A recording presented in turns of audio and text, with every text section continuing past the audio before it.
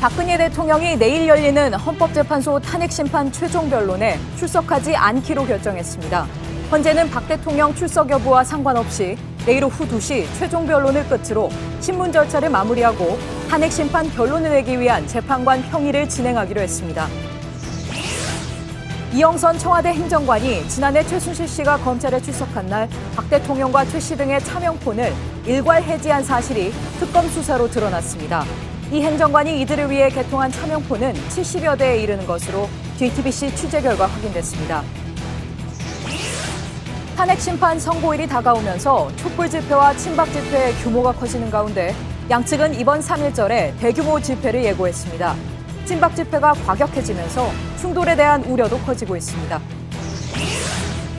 말레이시아 당국이 쿠알라룸푸르 공항에서 김정남 피살에 쓰인 것으로 밝혀진 신경작용제 BX가 남아있는지를 점검한 결과 잔류물질은 검출되지 않았다고 밝혔습니다. 우리 정부는 김정남 피살을 규탄하며 국제적 여론 공조에 나섰습니다. 우리나라에 보급된 전기차가 지난해 기준으로 10,000대가 넘었습니다. 전기차를 타고 출퇴근하는 이용자들은 생각보다 만족도가 높았습니다. 장거리 운전에는 문제가 없는지 취재진이 직접 전기차를 타고 부산까지 가봤습니다. 수소, 우주의 75%. 그 무한한 수소로 자동차를 달리게 하다. 현대자동차. 시청자 여러분, JTBC 뉴스룸입니다. 박근혜 대통령이 헌법재판소에도 나가지 않기로 했습니다. 대통령 대리인단은 오늘 저녁 헌재에 불출석 의사를 밝혔습니다. 이렇게 되면서 대통령은 국민에게 했던 여러 차례 약속과는 달리 결국 검찰 조사도 특검 조사도 모두 응하지 않았고 헌재에서 재판관들의 신문도 받지 않게 됐습니다. 이런 가운데 대통령 대리인단의 공공연하게 헌재 결정에 승복할 수 없다. 이렇게 밝히면서 여론전을 이어가고 있습니다. 하지만 국민 5명 중 4명은 여전히 대통령 탄핵에 찬성하고 있는 것으로 조사 결과 나타났습니다. 먼저 최종 변론 기일을 하루 앞둔 오늘 긴박하게 돌아간 탄핵 심판 소식을 전해드리겠습니다. 지금 헌법재판소에 취재 기자가 나가 있습니다. 자, 임지수 기자, 탄핵 심판의 마지막 남은 변수였지요. 대통령 출석 여부인데 결국 출석을 안 하기로 한 거군요. 네, 오늘은 헌법재판소가 박 대통령 측에 이 최후 변론에 대통령이 나올지 여부를 확정하라고 요구한 날입니다. 이 현직 대통령인 점을 고려해서 이 대통령이 직접 나올 경우에 동선이나 관련 경호 같은 의전 문제를 해결하기 위해서였는데요. 이 대통령 측 대표 대리인인 이동욱 변호사가 오늘 오후 늦게 직접 헌법재판소로 전화를 걸어서 이 대통령의 불출석 의사를 밝혔습니다.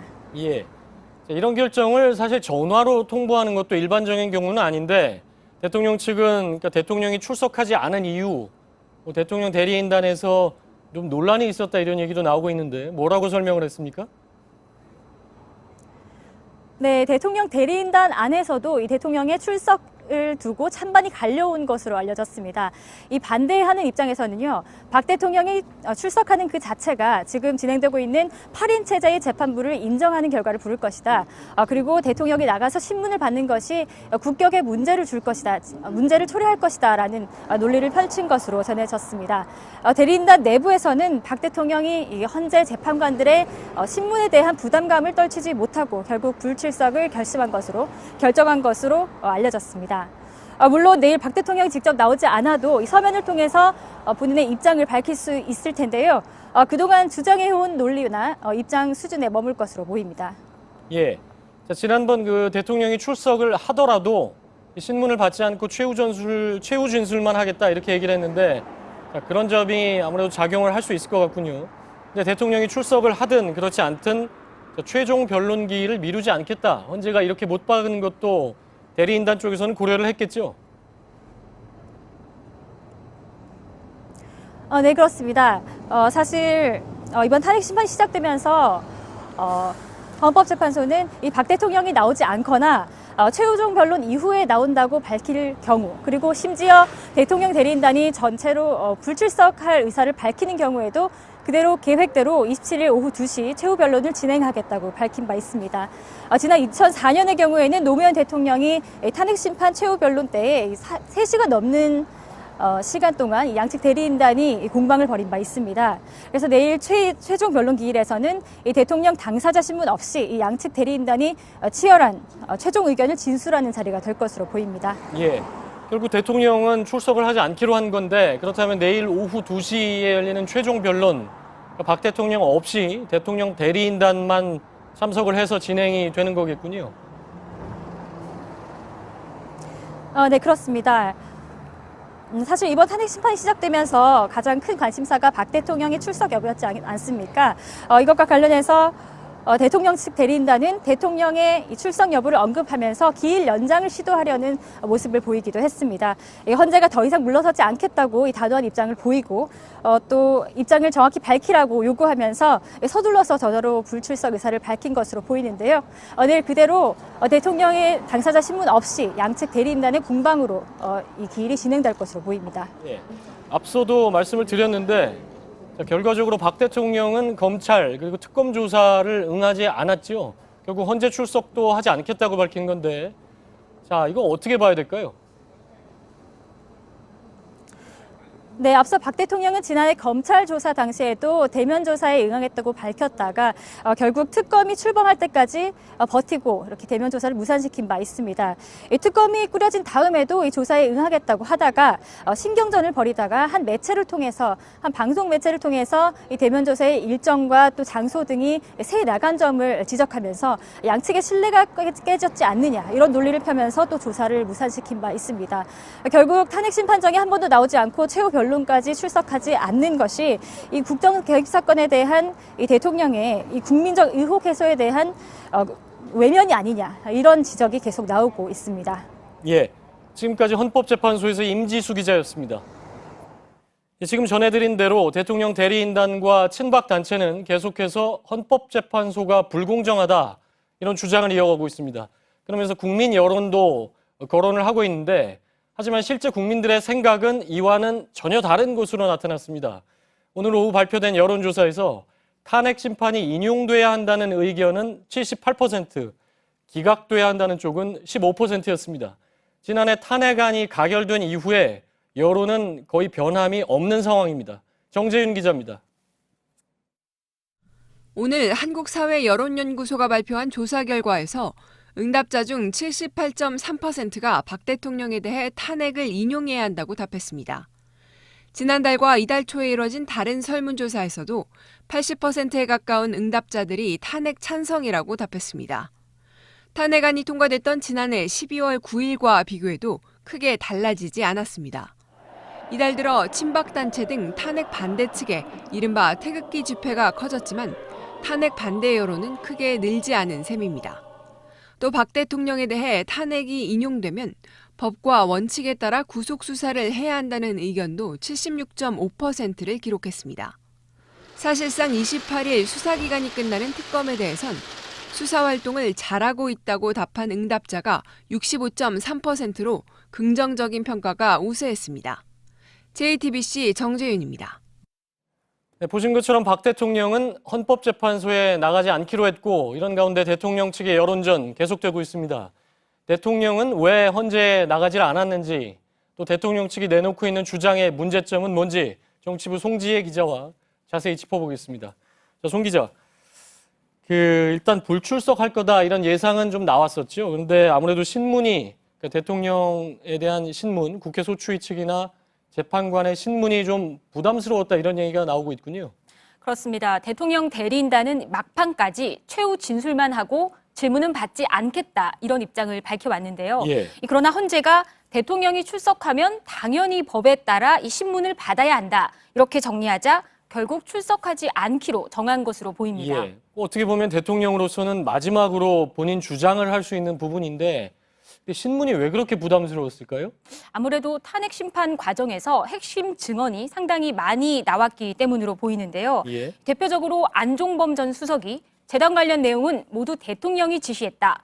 또 최순실 지인 기업 특혜 지시도 있었다. 이렇게 진술을 했고요. 예. 정호성 전 비서관도 여러 가지 결정적인 얘기를 했죠. 네, 최순실 씨의 인사 관련 전횡, 또 기밀 유출 등이 모두 대통령의 이 지시로 가능했다는 진술이 정호성 전 비서관 등 대통령의 최측근들로부터 나왔습니다. 예. 비록 박 대통령은 정규제 TV 같은 곳을 통해서 사실이 아니라고 주장을 했지만 헌재에 나가면 그렇게 일방적인 주장만 펼 수는 없기 때문에 오히려 불리할 것으로 판단했다고 봐야 할 것 같습니다. 예. 그러니까 정규제 TV 같은 경우는 일방적으로 해명할 수 있는 기회만 있고 거기에 대한 추가적인 질문은 거의 없었기 때문에 일방 주장을 하지만 헌재에 출석하면 이제 경우가 완전히 다른 거죠. 네.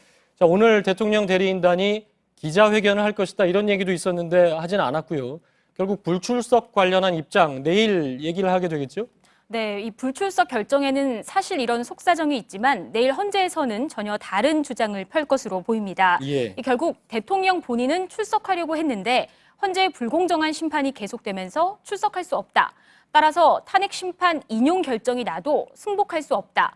이런 불복의 명분 쌓기를 하려는 것이 아니냐 이런 분석도 나오고 있습니다. 예, 근데 불복의 명분 쌓기는 하고 있지만 이렇게 불복으로 법적으로는 이어질 수가 없는 건데 그 부분은 조금 잠시 후에 짚어보기로 하고요.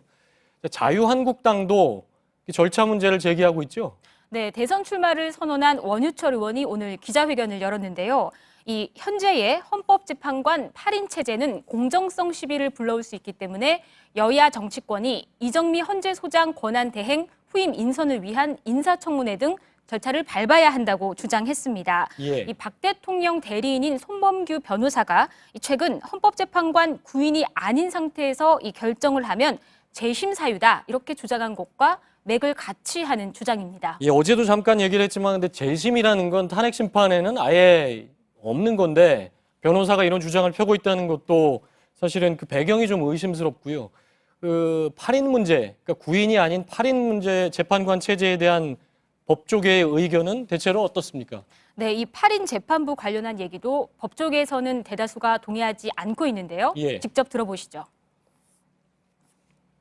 재판부가 그 심리 정족수를 충족하고 있음에도 불구하고 9명으로 저기 헌법재판소를 완성할 때까지 재판을 하지 않고 정지하겠다고 하면 그 자체가 이미 직무유기예요. 예. 그러니까 지금 8명 체제에서 9명을 기다리면서 탄핵 심판 절차를 정지하면 그 자체가 법 위반이다 이런 지적이군요. 그렇습니다. 근데 대통령 대리인단, 친박단체, 자유한국당 일부 의원들이 계속해서 이런 주장을 펴는데 보면 이게 알고 그러는 건지 아니면 몰라서 그러는 건지 모르지만 팩트하고 굉장히 다른 얘기도 많지 않습니까? 네, 이것도 어제 탄핵 반대 집회에서 나온 발언 먼저 들어보시죠. 예. 말이 안 되는 탄핵입니다. 지구상에 45일 만에 대통령을 탄핵으로 이끌어내는 나라는 대한민국밖에 없습니다, 여러분. 그런데 지난해 12월 9일 국회에서 탄핵소추안이 가결이 됐습니다. 예. 오늘로 80일째이고요. 또 탄핵 심판이 본격적으로 진행된 지도 2달이 넘었습니다. 따라서 45일 만에 탄핵으로 이끌어낸다는 건 사실과는 전혀 다른 주장입니다. 예. 그 45일이라는 게 도대체 뭘 근거로 해서 45일인지 알 수가 없는 상황인데 조금 전에 리포트를 보면 국민 여론은 사실 그 어제 탄핵 찬성 집회, 친박단체 집회에서 나온 얘기하고는 상당히 좀 거리가 있죠. 그렇습니다. 정치적인 견해로만 봐도 구여권으로도 표현되는 바른정당 지지층에서도 63.2%가 심지어 무당층에서도 66.7%가 탄핵이 인용돼야 한다고 답변을 했습니다. 이 여론조사가 진행된 기간이 그제와 어제이니까요. 예. 최근 집권 여당인 자유한국당 지지층을 제외하고는 박 대통령의 등을 돌린 민심에 변화가 없다는 겁니다. 예. 그러니까 어제 보면 그러니까 영상으로만 보면 촛불 집회, 탄핵 인용을 촉구하는 집회와 그 친박단체 집회가 뭐 상당히 이제 세대결로 비슷한 것처럼 보이는데 실제 들여다보고 여론조사를 하면 이렇게 다르다는 건데 근데 여론도 여론이지만 이게 법적으로 현재 결정을 좀 계속해서 불복하겠다는 뜻을 계속 보이고 있지 않습니까? 대리인단이. 이게 법적으로 가능한 겁니까? 일단은 그래서 대리인단의 김평우 변호사가 이 내란이 일어난다는 등의 선동적인 발언을 이어가고 있다는 분석도 있는데요. 예. 하지만 이 법적으로 불복이라는 건 불가능한 일입니다. 예, 그렇군요. 그러니까 대리인단이 사실은 선동에 가까운 얘기를 하고 있을 뿐이지 실제 그러니까 법조 전문가가 할 만한 얘기는 아니다. 이렇게 볼 수가 있겠군요. 그렇습니다. 네, 정치부 송지혜 기자였습니다. 네, 지금부터는 특검의 수사 상황을 알아보겠습니다. 특검의 1차 수사 기한 이제 이틀밖에 남지 않았는데요. 특검 사무실로 가보겠습니다. 자, 김준 기자, 자, 차명폰 얘기를 먼저 좀 해볼까요? 차명폰은 박근혜 대통령과 최순실 씨의 관계를 단적으로 보여주는 증거인데 이영선 행정관이 관리하던 차명폰이 70대나 있었다고요? 그렇습니다. 특검은 이 행정관이 개설한 차명폰이 모두 70여 대에 이르는 것으로 파악을 하고 있는데요. 이 중에서 이번 사건과 관련된 정황이 분명한 50여 대만 영장 청구서에 일단 기재를 했습니다. 특검이 눈여겨보고 있는 부분이 바로 이 차명폰 부분인데요.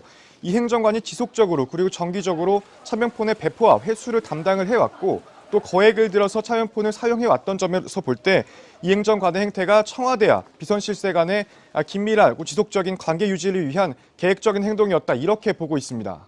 예, 차명폰을 70여 대나 관리했다는 부분, 도대체 이걸 누가 어떤 용도로 썼는지는 잠시 후에 좀 더 집중적으로 알아보기로 하고요. 자, 특검이 이 행정관에 대해서 구속영장을 청구를 했죠. 의료법 위반 방조 혐의 이게 들어갔다고요? 그렇습니다. 그 정식 자문의가 아닌 성형외과 의사 김영재 씨가 청와대에 들어가 박 대통령에게 성형 시술을 하는 과정, 그리고 또 주사기 아줌마, 기치료 아줌마 등 무자격 의료업자들이 박 대통령 청와대에 드나드는 과정에서 협조를 하거나 도움을 줬다는 혐의를 받고 있습니다. 이 밖에도 헌법재판소 탄핵심판 변론기일에 증인으로 출석해서 위증을 한 혐의와 또 국회 청문회에 정당한 사유 없이 출석하지 않은 혐의를 받고 있습니다. 예, 지금 김준 기자 얘기를 들어보면 이영선 행정관의 혐의는 상당히 다양하고 박근혜 대통령 그리고 최순실 씨를 엮는 부분이라고 할까요? 그런 부분도 상당히 많은데 자, 이르면 내일 중으로 이 행정관의 구속 여부는 결정이 되지요. 근데 문제는 이틀 뒤에 수사기간이 종료되면 이 부분에 대한 수사가 어떻게 될까 이런 우려가 지금 나오고 있지 않습니까? 네, 특검은 지난 16일 청와대에 수사기간 연장을 요청을 했지만 아직까지 황교안 권한대행으로부터 아무런 답변도 받지 못하고 있는 상태입니다. 일단 수사기간이 연장되지 않으면은 오는 28일이라도 이 행정관을 기소할 방침인데요. 특검은 삼성 이외에 SK 등 다른 대기업들의 뇌물 혐의 수사가 아직 부족했고 지금까지 제대로 이뤄지지 않았고 또 한 차례 영장이 기각된 우병우 전 민정수석에 대한 추가 수사도 필요하기 때문에 반드시 기간 연장이 이뤄져야 한다는 입장입니다. 예, 결국 그러니까 국회가 특검법에 명시한 여러 가지 중요 수사의 내용이 한참 진행 중인 상황에서 수사를 이제 마감해야 하는 상황이다 이렇게 봐야 되겠죠. 그렇습니다. 삼성을 제외한 다른 대기업들의 뇌물 혐의 수사는 제대로 진행이 되지 않았고요. 또 박 대통령이 특검 대면 조사에 불응하면서 세월호 7시간 수사도 난항을 겪고 있는 상황이었습니다.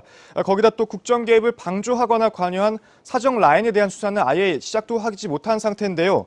이번 정권은 검찰공화국이라고 불릴 만큼 검찰 출신 인사들이 곳곳에 포진해서 박 대통령을 보좌해 왔습니다. 특히 이 중에서도 정점에 있다고 할 만한 우전 수석에 대한 수사가 미진했다 이런 지적도 나오고 있고요. 또 사정 라인을 수사할 수 있는 곳은 현실적으로 특검밖에 없다라는 지적이 함께 나오고 있기 때문에 특검의 수사 기간을 연장해야 한다는 목소리가 높아지고 있는 겁니다. 예, 이렇게 특검 수사 기한 연장해야 된다는 목소리가 나오지만 뭐 연장은 지금 안 되고 있는 상태고요. 자, 특검 그 뇌물 혐의도 굉장히 중요한 부분인데 이재용 부회장도 오늘 소환이 됐죠? 네, 이 부회장은 지난 17일 구속된 이후 오늘로 5번째 특검에 나와서 조사를 받았습니다. 어제에 이어서 연 이틀째 조사를 받은 거기도 한데요. 특검은 28일 수사기간이 종료되기 직전까지 조사를 마치고 이재용 부회장을 기소할 방침입니다.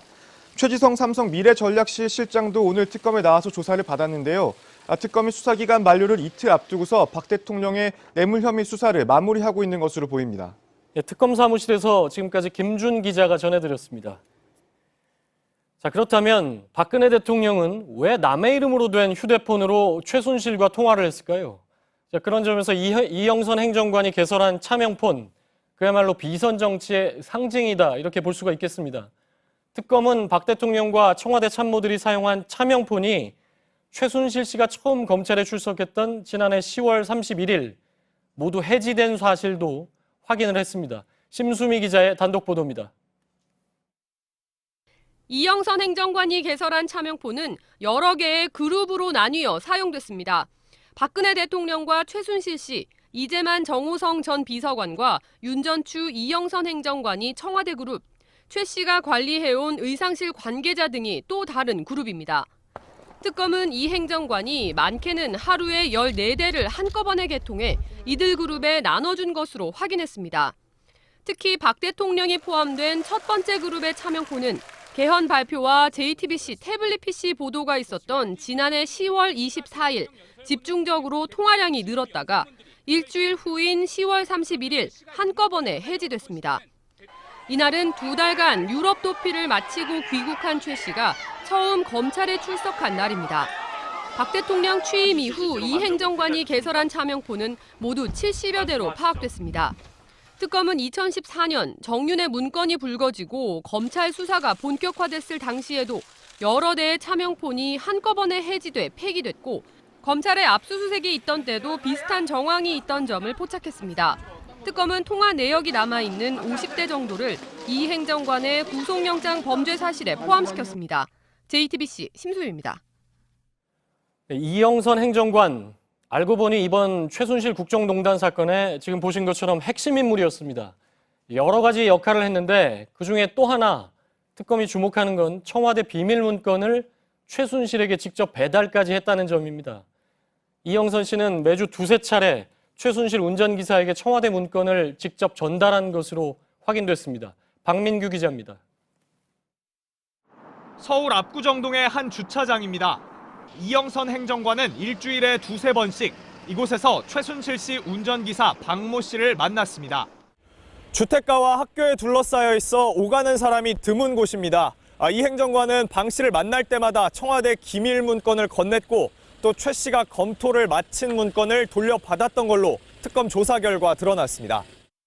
박 대통령과 최 씨가 이메일로 주고받을 수 없는 종이 형태의 문건은 이 행정관을 통해 오갔던 겁니다. 앞서 이 행정관은 정호성 전 비서관에게 문건을 받아 최 씨 측에 전달했다는 사실을 인정했습니다.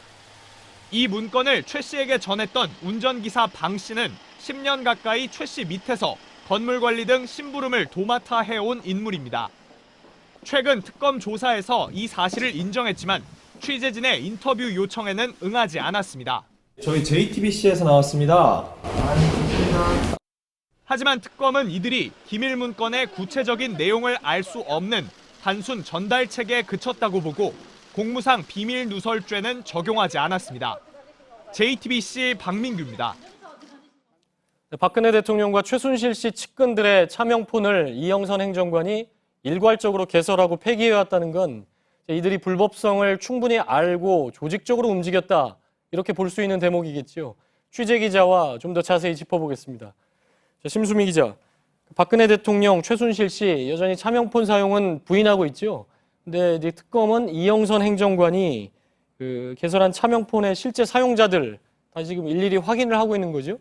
예, 통신사에 남아있는 통화 내역, 문자 내역, 그리고 기지국 위치 등을 분석한 결과가 박 대통령과 또 최순실 씨 등 이번 사건 핵심 관계자들의 동선과 일치했던 겁니다. 예. 또 청와대 압수수색이 불발되면서 실물을 확보하지는 못했지만 통신연장을 발부받으면 1년치 조회가 가능하기 때문에 50여 건에 대해서만큼은 확인할 수가 있었다고 합니다. 예. 또 이 행정관이 차명폰을 지속적으로 개통할 수 있도록 도운 휴대전화 개통업자, 또 이 행정관의 군대 후임으로 알려져 있는 대리점업자에 대한 조사, 또 사무실 압수수색으로 확인한 결과입니다. 예.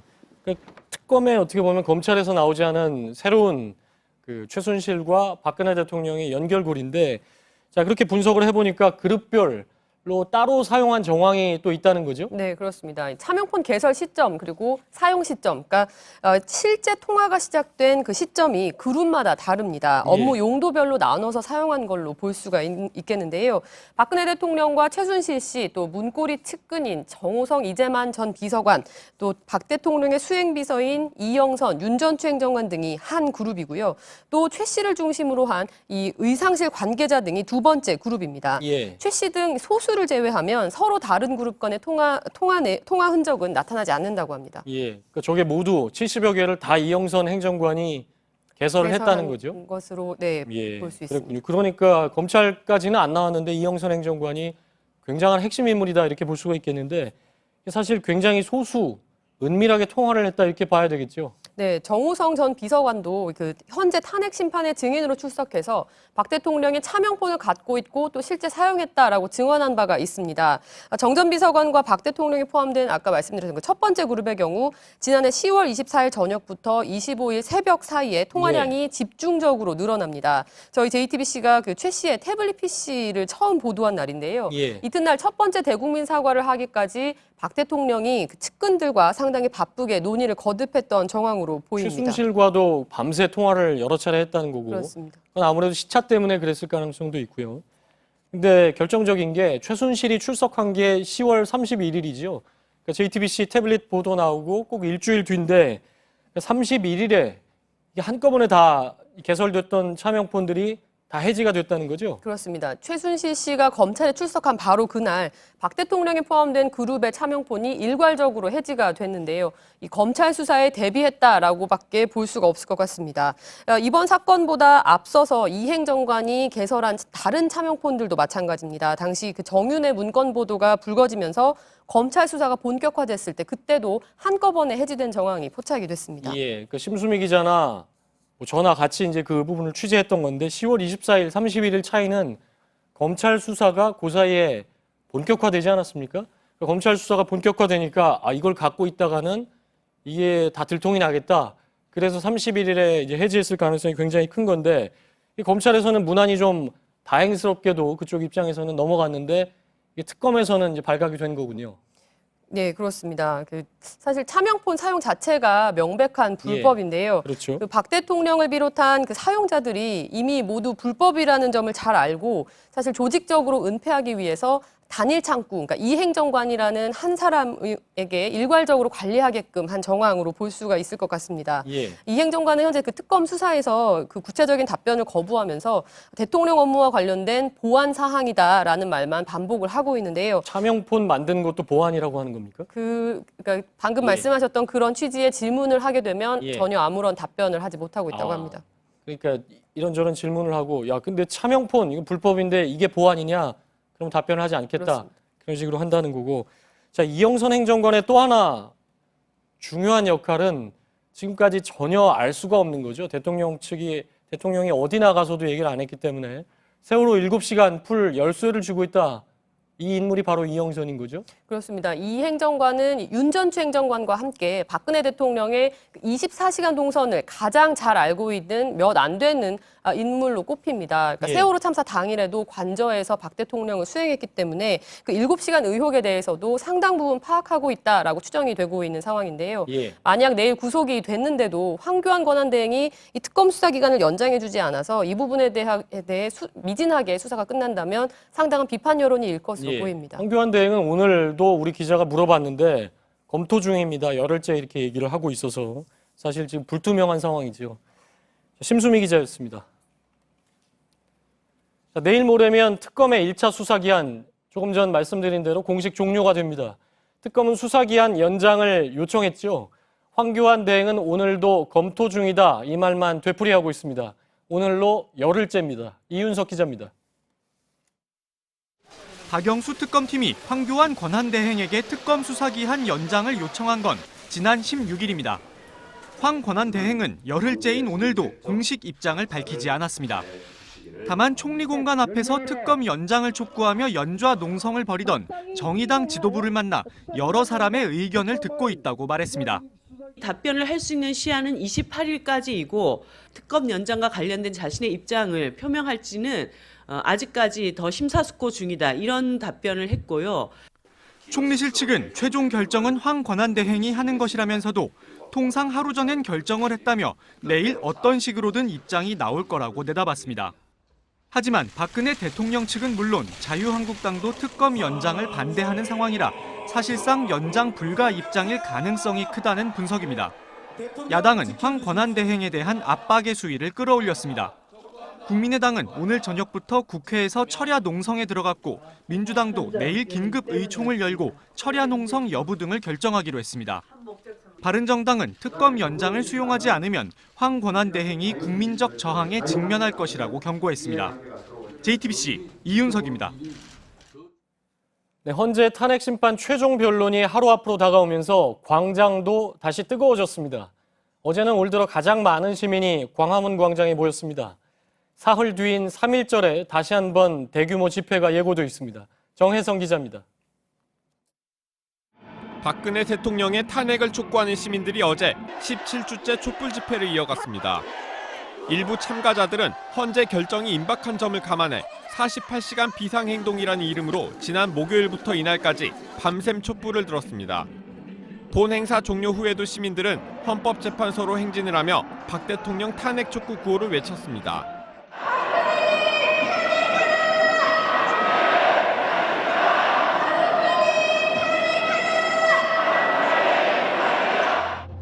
덕수궁 대한문 앞에 모인 친박단체 회원들도 막판 여론전을 위해 집결했습니다. 대통령 대리인단 소속 김평우 변호사는 헌재 결정 불복을 시사하는 발언을 해 논란을 사기도 했습니다. 무조건 승복해라. 이게 조선시대입니까 지금 우리가? 양측은 수요일인 3.1절에 다시 한번 대규모 집회를 가질 예정입니다. 주중에 대규모 집회가 열리는 건 처음입니다. 특히 내일 헌재 최종 변론 직후 처음 열리는 대규모 집회인 만큼 촛불 집회 측과 친박단체들 간의 충돌 가능성도 우려되고 있습니다. JTBC 정혜성입니다. 친박 성향 온라인 커뮤니티에 이정미 헌재소장 대행을 살해하겠다 이런 암시하는 협박글이 올라왔었죠. 친박단체 집회에서는 박영수 특검을 야구방망이로 폭행하겠다는 발언도 나오고 있습니다. 헌재와 특검에 대한 위협이 이렇게 도를 넘고 있습니다. 그런데 물론 일부지만 일반 시민들까지도 봉변을 당하고 있습니다.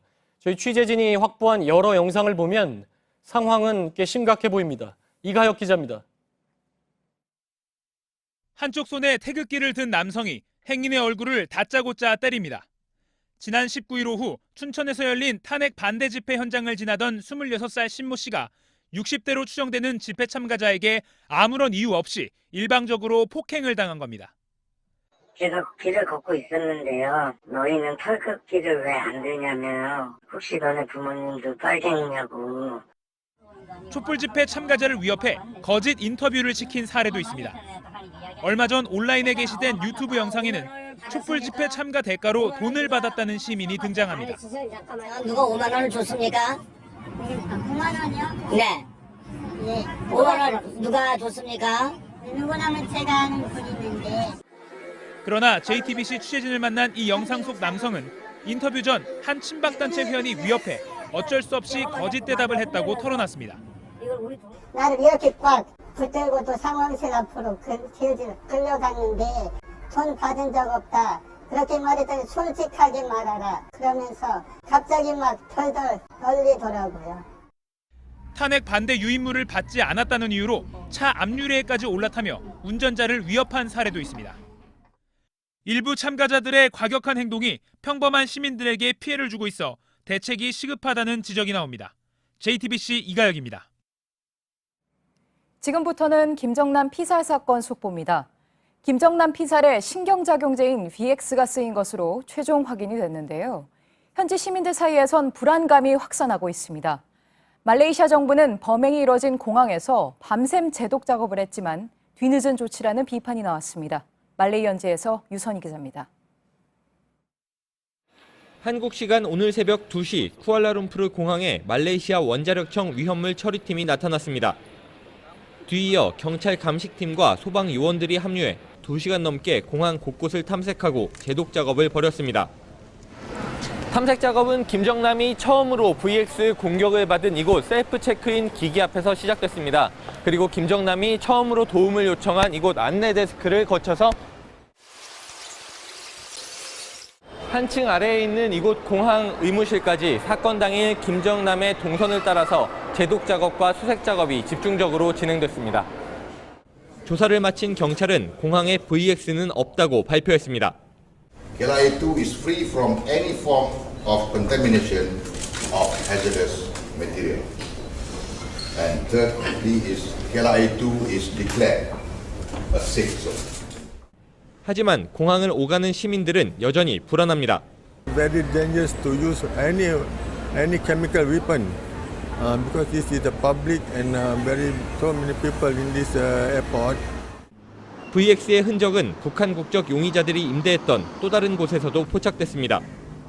앞서 체포된 북한 국적자 이정철의 집에서 불과 2km 떨어진 곳에 있는 이 콘도 내부에서는 다량의 화학물질과 또 주사기가 발견됐습니다. 말레이시아 당국은 이 콘도 내부에 있는 한 방에서 VX가 제조됐을 가능성을 조사하고 있습니다. 김정남의 시신에서 VX가 검출된 후 말레이시아 내각 장관들은 북한과의 외교관계 재검토를 동시다발적으로 촉구하고 나섰습니다. 현지 언론은 말레이시아 정부가 이르면 이번 주부터 북한과의 비자 면제 협정 파기, 평양 소재 말레이시아 대사관 폐쇄 통보 등을 동시에 검토할 수 있다고 보도했습니다. 말레이시아 쿠알라룸푸르에서 JTBC 유선입니다. 김정남 피살에 사용된 VX가 대량 살상 무기로 드러나면서 북한 제재에 대한 목소리가 높아지고 있습니다.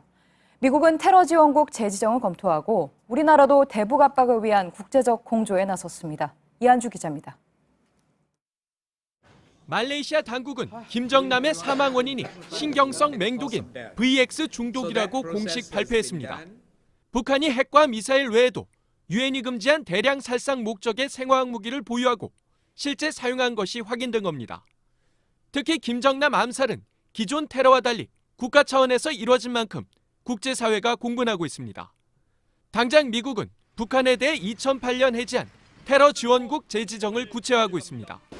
무기는 물론 민간 차원의 수출과 대외 원조까지 금지하는 조치입니다.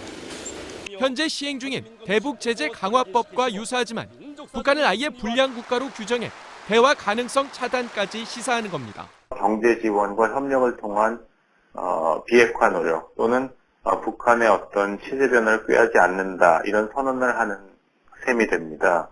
국제사회의 대북 공조를 위한 우리나라의 움직임도 본격화하고 있습니다. 윤병세 장관은 유엔 인권이사회와 제네바 군축회의 참석차 출국하며 북한의 인권과 화학무기 문제를 쟁점화하겠다고 말했습니다. JTBC 이한주입니다.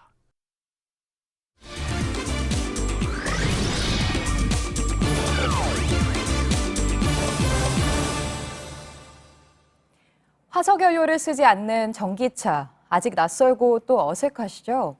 우리나라에 보급된 전기차가 지난해 기준으로 10,000대가 넘었습니다. 전기차로 출퇴근하는 사람들은 생각보다 만족도가 높다고 합니다. 장거리 운전에는 문제가 없는지 직접 전기차를 타고 부산까지 가봤습니다. 일요플러스 박영우 기자입니다. 회사 다녀올게요. 직장인 정인성 씨가 출근 준비를 합니다. 가족들과 반갑게 인사하고 지하 주차장으로 향합니다. 정 씨의 차량은 전기차입니다. 가장 큰 장점은 기분이 좋다는 겁니다. 제 차에서는 어떠한 유해 물질도 나오질 않거든요. 정 씨의 집에서 직장인 경기도 부천까지는 왕복 25km입니다.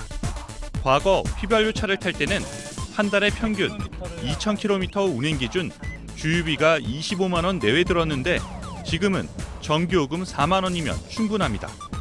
전기차를 구매할 때는 정부 보조금을 최대 2천만 원 이상 받을 수 있어 4천만 원대 전기차를 반값에 살 수 있습니다. 전기차의 가장 큰 특징은 내연기관, 그러니까 엔진이 없다는 겁니다. 그래서 이렇게 차 앞부분에는 엔진 대신에 전기 모터가 설치가 되어 있습니다. 이번엔 뒷부분으로 한번 가보실까요? 순수하게 전기의 힘으로만 움직이기 때문에 이 배기가스가 나오는 배기구도 설치가 되어 있지 않습니다. 전기차로 장거리 운행을 할 때 불편한 점은 없는지 취재진이 직접 전기차를 타고 부산까지 가봤습니다. 전기차를 운전하면서 가장 신경 쓰이는 부분이 바로 배터리입니다. 운전하는 중간 배터리 양은 얼마나 남았는지 또 주행 가능한 거리는 어느 정도인지 확인하는 게 좋습니다. 현재 전국 고속도로에 설치된 전기차 충전소는 모두 105곳으로 전체 휴게소 가운데 절반에 불과합니다. 이런 단점을 보완하기 위해 정부는 올해 안에 전국 고속도로 모든 휴게소에 전기차 충전소를 의무적으로 설치하도록 했습니다. 첫 번째 휴게소에 도착해 전기차 충전소 위치를 찾고 충전을 시작합니다. 40분 정도 지나니 90% 가까이 배터리가 충전됐습니다. 두 번째 7곡 휴게소, 추가 충전을 마치고 목적지인 부산으로 출발합니다. 서울을 출발한 지 6시간 30분 만에 부산에 도착했습니다. 일반 차량을 이용했을 때와 비교하면 1시간가량이 더 걸린 겁니다. 전기차로 장거리 운전을 해보니 크게 두 가지가 불편합니다. 첫 번째는 휴게소에서 전기차 충전소를 찾기가 어렵다는 점입니다. 제대로 된 안내 표지판도 없이 대부분 찾기 어려운 곳에 설치돼 있습니다. 충전 시간이 제각각인 점도 문제입니다. 급속 충전기의 경우 30분 안에 충전이 가능하다고 홍보하고 있는데 실제로 충전해보니 30분이 지나도 배터리가 절반도 충전되지 않는 곳도 있습니다. 정부는 오는 2020년까지 전기차 20만 대를 보급한다는 계획을 세웠습니다. 장밋빛 청사진보다는 전기차 이용에 불편이 없는 시설 확충이 먼저라는 게 전문가들의 지적입니다. 현재 우리나라의 전기차 충전소 보급 현황은 중국에 비해서도 크게 떨어집니다. 중심 도시인 베이징과 상하이를 중심으로 10만 개의 공공 충전소와 17만 개의 개인 충전소가 갖춰져 있습니다. 우리나라는 부족한 전기차 충전소를 확보하기 위해 정부와 KT 등이 손잡고 도심 공중전화 부스를 전기차 충전소로 활용한다는 계획을 세웠지만 주차 공간을 마련하지 못해 전국에 설치된 곳은 10곳뿐입니다. 자동차 관련 부서가 산업통상자원부, 국토교통부, 환경부인데 역할 분담은 있지만은 시너지 효과를 못 내는 부분도 있거든요. 미래의 먹거리인 전기차를 기회를 놓치지 않았으면 생각이 듭니다. 1호 플러스 박영호입니다. 네, 이제 사흘 뒤면 3.1절인데요. 일제강점기의 위안부 피해자들을 그린 영화가 개봉 준비를 하고 있습니다. 우리나라는 물론 중국과 필리핀까지 국제적 시각에서 여성의 인권 문제를 이야기합니다. 권군영 기자입니다. 필리핀 아델라 할머니는 2차 세계대전 때 일본군 위안부 피해자였습니다. 결혼해 아들도 뒀지만 먼저 세상을 뜬 남편에겐 사실을 털어놓지 못했습니다. 할머니들은 용기를 내 피해 사실을 증언하지만 세상의 시선은 곱지 않습니다.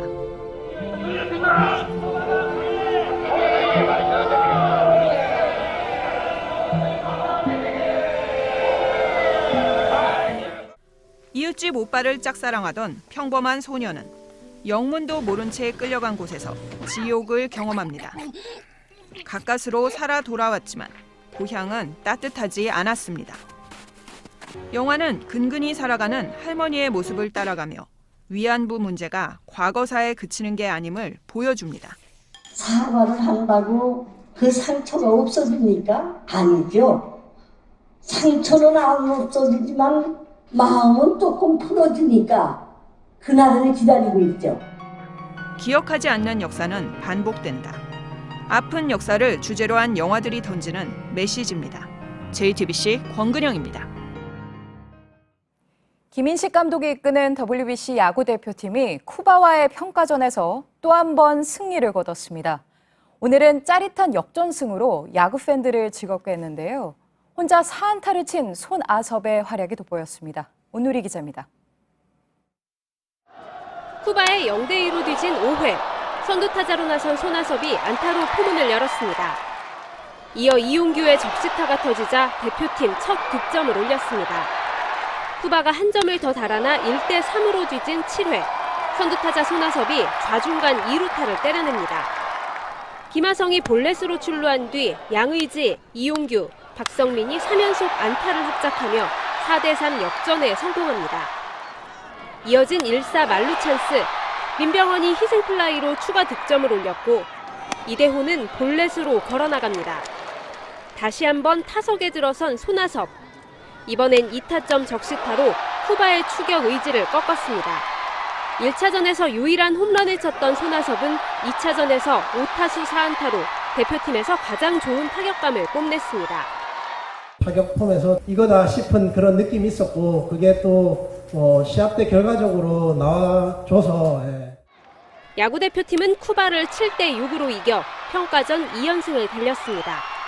대표팀 왼손 에이스 양현종은 선발 등판에 3이닝 동안 2실점했지만 패전 투수는 면했습니다. 야구 대표팀은 내일 하루 휴식 후 모레 이곳 고척돔에서 호주와 세 번째 평가전을 치릅니다. JTBC 온누리입니다. 날씨입니다. 내일도 서울 9도까지 오르며 평년 기온을 웃도는 포근한 날씨가 이어지겠습니다. 하지만 아침 출근길엔 서울의 기온이 영하 2도까지 떨어지는 등 일교차가 커서 조심하셔야겠습니다. 미세먼지는 서쪽 지방을 중심으로 내일 오전까지 농도가 높겠습니다. JTBC 뉴스룸을 마치겠습니다. 시청해주신 여러분 고맙습니다.